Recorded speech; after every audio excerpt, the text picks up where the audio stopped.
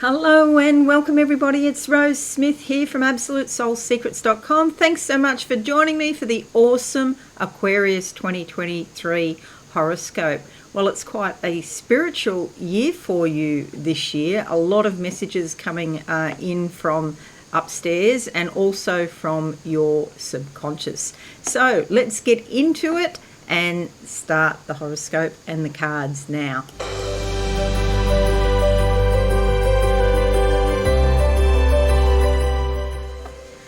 Okay, so here's your horoscope. We're going to have a look at these cards first. I like to draw two cards as theme cards for the year when I'm doing a horoscope, because they often work together. It gives you sort of like a broader understanding. Oh, I don't know what's going on there. A broader understanding of the energies at play. Okay, so the first card can be for the first half of the year if you like. There's a door opening in front of me. Yes, bang, it's all about your appearance. There's a wardrobe door opening up. You might consider cleaning out your wardrobe, making some space, because there's going to be some activity here in your first house, particularly after March when Pluto goes in there. And you might go back to a previous style that you used to have. You might feel younger. You might feel like you're going back decades to, you know, when you were a teenager, for example, and there was something that you particularly liked to wear while you were a teenager. I'm just sort of using an example here. And you go back to that, a modified version of that. And so you may have felt quite restricted recently in the last 2 years with Saturn there. But this is exciting news. Let's see what the cards have to say about that. Okay, it's about your money. That's appropriate, because Saturn will be going into your house of personal finances. This is saying be cautious with your money, and this is a very astute person. Can be a business person, particularly somebody working from home and in touch with their feminine side. Okay, so it's about being receptive to energies, picking up the energies about what you're supposed to do with your money. How can you improve your financial situation and still be receptive to spirit at the same time? She's seated on a gold throne here. That obviously implies that she's quite well off. But she takes action with it, the red, okay? So this is a real balance of masculine and feminine energy here. Queen of Pentacles, okay? So you might be focused more on your finances in the first half of 2023. Let's have a look now at the second half of the year, if you want to do it that way, or you can read them both together if that suits you.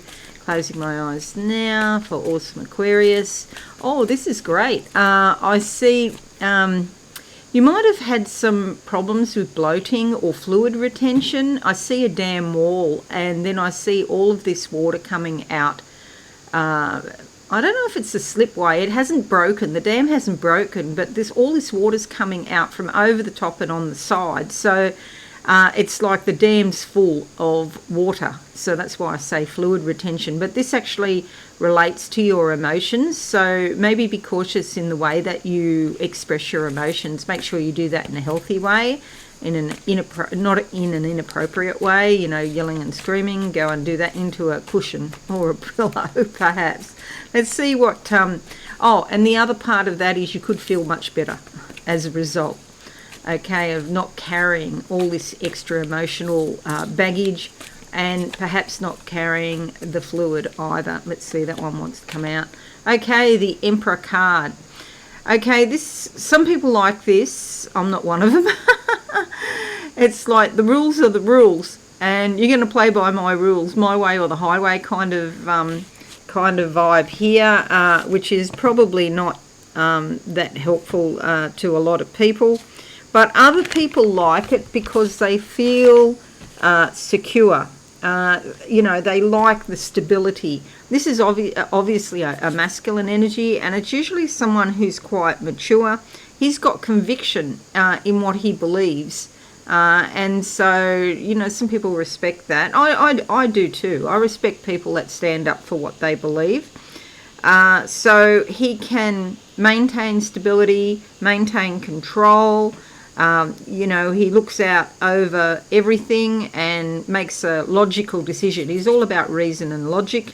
The only sort of downfall, or particularly the downfall, is the lack of compassion sometimes when it's needed.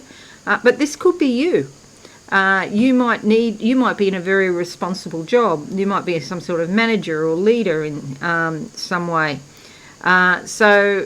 But you know, there's the ability to be reasonable with this too. So if you know somebody like this, or you're married to someone like this, my husband's an Aquarius, that's why I'm laughing. You can reason with them. Okay, so it's up to you to use your mental faculties to present a logical argument for your point of view. Okay, it's a major arcana, so it's fairly important. Okay, so it's either you or someone you'll be dealing with. Now, bear those two cards in mind. I'm going to make this a bit bigger so that you can see what's going on. It's easier to see.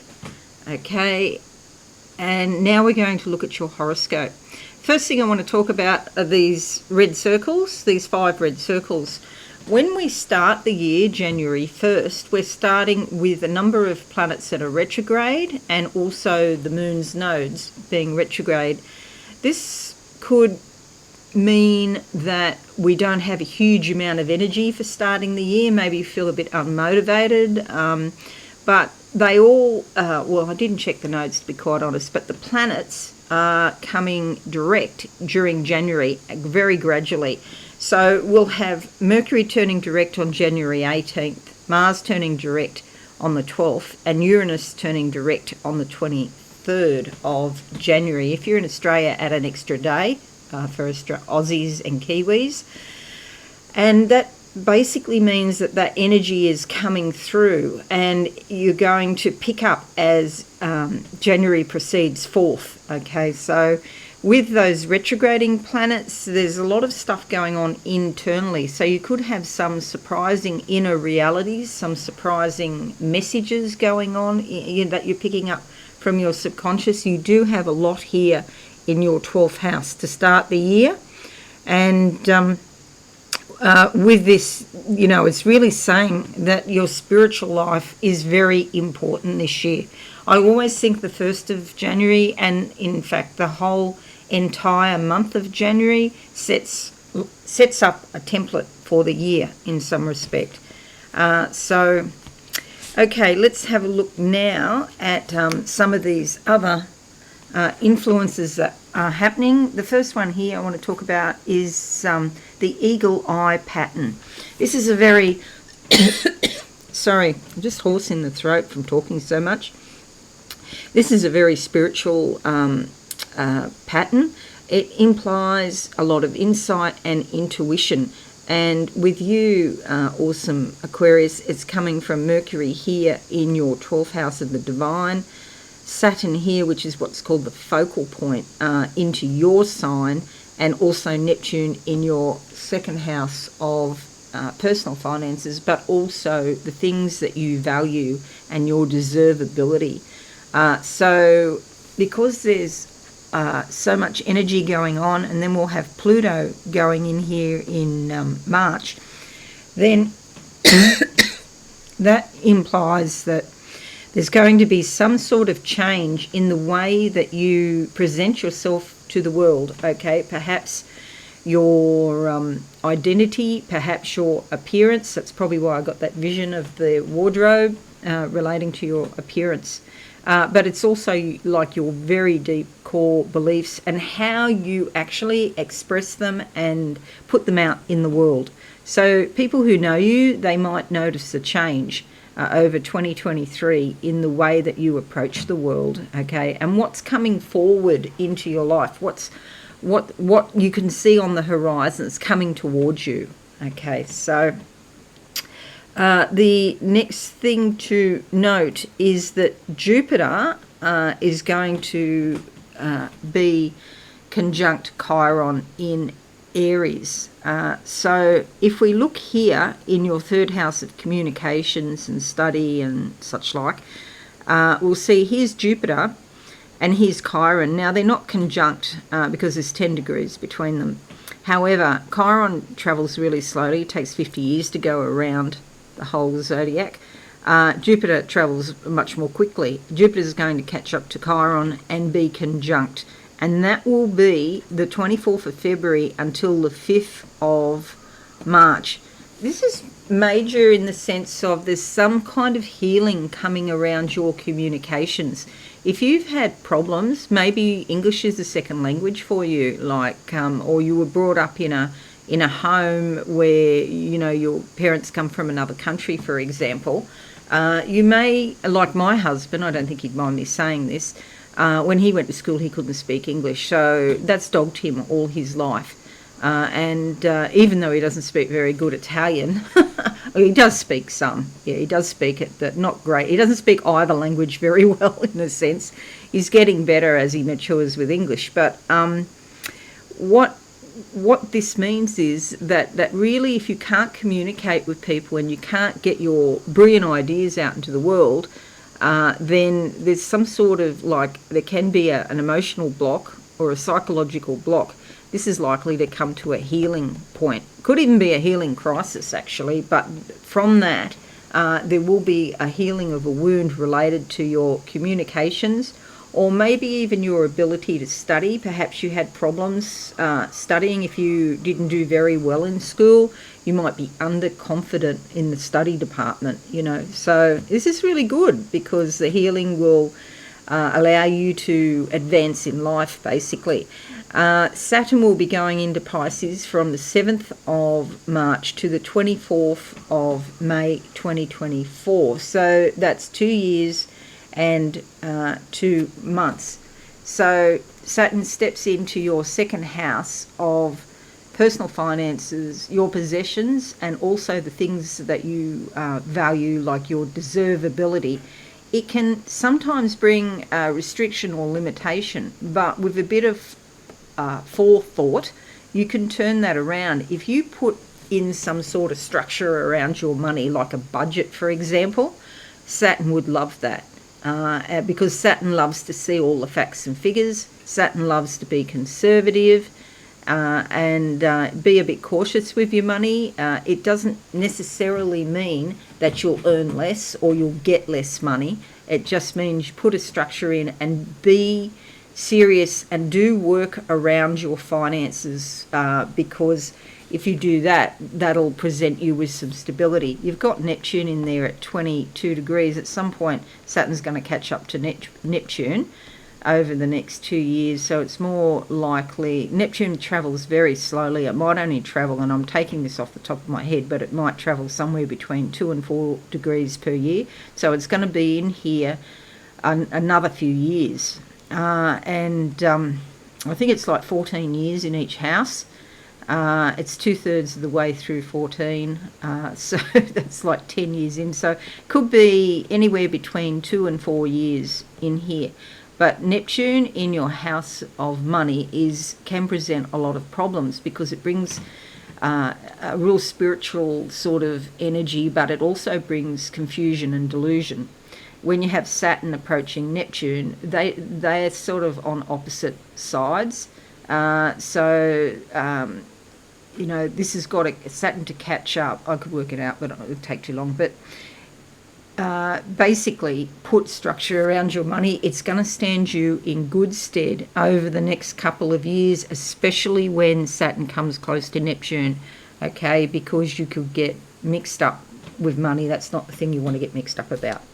Okay, Pluto going into Aquarius, 23rd of March until the 11th of June. So it's like a little taster. There's 3 months there where it slots into your sign. Okay, so this is really significant for you, as well as Saturn, because Saturn is co-ruler of yours, so that will really impact on you. And Pluto going into your sign is also very significant. When Pluto is here, this is going to set like the template for a very long time in your life. So you'll see mid-year from March to June what this means exactly around your identity, your appearance, and how you deal with the world generally, the outside world. Then it will go back into Capricorn until the 31st of January, and it'll be quieter from June until January 31st, 2024, because it's there in your subconscious, sort of influencing your deeper core energies, but we're not always aware of that. In fact, we're usually generally not aware of what's going on in our subconscious. And then after January 31st, that's it. It's here. It moves into your sign for the next 20 years, from 2024 to 2044. It's a very long time. And it's all about birth, death, and rebirth. So you might find yourself remembering things from the past, particularly when you were a teenager or around the time that your identity was forming. So that could be around the time of 2 to 3, 4 years, of age particularly, but any time in childhood. And then again in the teenage years, if you think about it, teenagers, they try on different identities to see what fits. So they might go through a phase of spiky hair, a phase of no hair, a phase of femininity. They go through all these phases because they're trying things on for size. So you might, do a modified version of that in some way. Okay, then, and that's your belief systems as well too, not just clothes and appearance. You might be trying different belief systems on for size. It's a good thing. It's part of your development. Then we have Jupiter going into Taurus from the 16th of May to the 25th of May 2024, so for 2 years and 2 months. Okay, so this is all to do with your home and family. Jupiter brings good luck. It's a generous planet. It's like a mentor. It helps people. And in the family, it likes the family to eat up. You're cooking and sharing good times together and good food and stuff like that. So it's going to move out of your communication zone and into home and family. You might also find it is possible your family could grow, or your actual home could grow. You could either do renovations, put a new deck on, put a new bedroom on, or maybe even relocate to a larger home is possible too. And especially with all of these other energies going on as well, Uranus often brings unexpected surprises. It doesn't sort of necessarily mean that they're unpleasant or negative. They can be pleasant. But they just come out of the blue, and you might see an opportunity and you just say, yeah, that'd suit me fine, and you grab it, and then you've moved 6 weeks later or something like that could happen.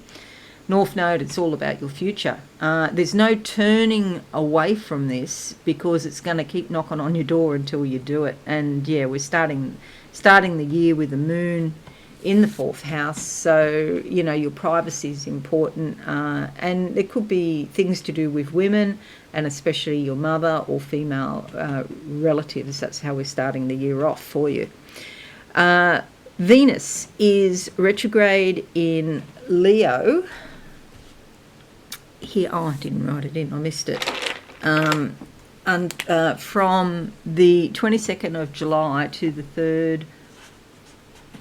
3rd of September, and it's here in your 7th house of committed relationships. It doesn't mean anything bad, it just means things go quieter. So those important committed relationships, those partners, whether they be personal or business, things go a bit quieter. You might have some issues in your relationship, a lot of relationships do, that's normal, and you might just be sitting on them and thinking about them, but not doing anything about it. It's probably just not the right time, and it's probably not the right time when Venus is retrograde, basically. So yeah, just be aware of that. Express yourself, whatever your concerns are, appropriately, but it's just saying that the beautiful, loving, affectionate energy of Venus is a bit quieter at this time. There are four eclipses, 2 solar and 2 lunar this year, which is quite usual. 20th of April in Aries. Then there's a lunar eclipse 6th of May in Scorpio, a solar eclipse in Libra 14th of October, and a lunar eclipse 28th of October in Taurus. While these don't affect you directly, they will affect you in some way. They affect everybody in some way, okay? I will do a video about these closer to the dates, otherwise we'll be here all day. Mercury is retrograde 4 times, so it's retrograde at the moment until the 18th. And with all the retrograding planets also, do be aware that the dates I give you don't include the shadow period. So there is a period for each planet where the energy is coming on or going off, and that's known as the shadow period. So allow an extra week for Mercury either side of these dates. Mercury in Taurus on the 21st. Where are we? Taurus. Here, with all this other. Okay, affecting your home and family. Mercury can bring miscommunications and misunderstandings, also problems with technology. Not a good time for travel, but it is a good time for completing anything that you started a week before these dates that I give you. So the first one's 21st of April in Taurus, second one's 23rd of August in Virgo, and the next one is, the final one, is the 12th of December in Capricorn, and also it's in Sagittarius as well. And so a week before is when it's coming on, and a week after is when it's going off. Okay, so nothing to be afraid of.